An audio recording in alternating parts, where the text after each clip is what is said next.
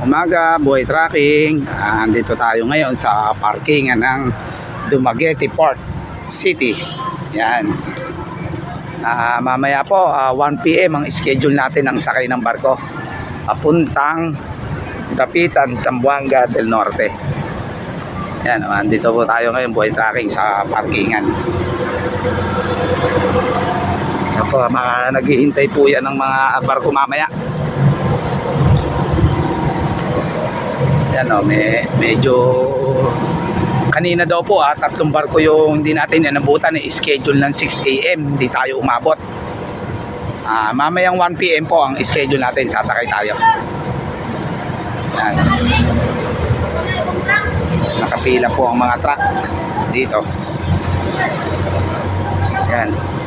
Yung mga nakikita po natin mga styro na yan, yung mga nagkakarga na yan po ang nilalagyan ng mga seaweeds kung tawagin, nanggagaling po na Zamboanga City, dinadala rito sa Dumaguete.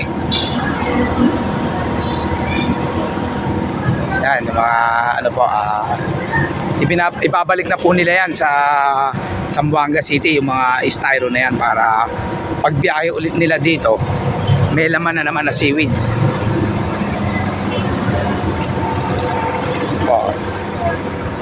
Po ang parkingan dito sa Dumaguete.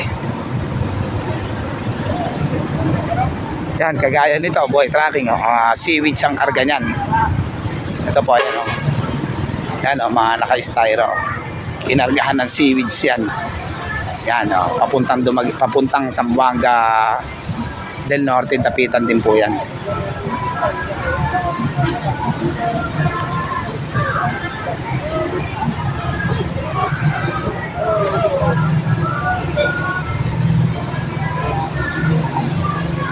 Yan, naghuhugas po ng ang ating kasama.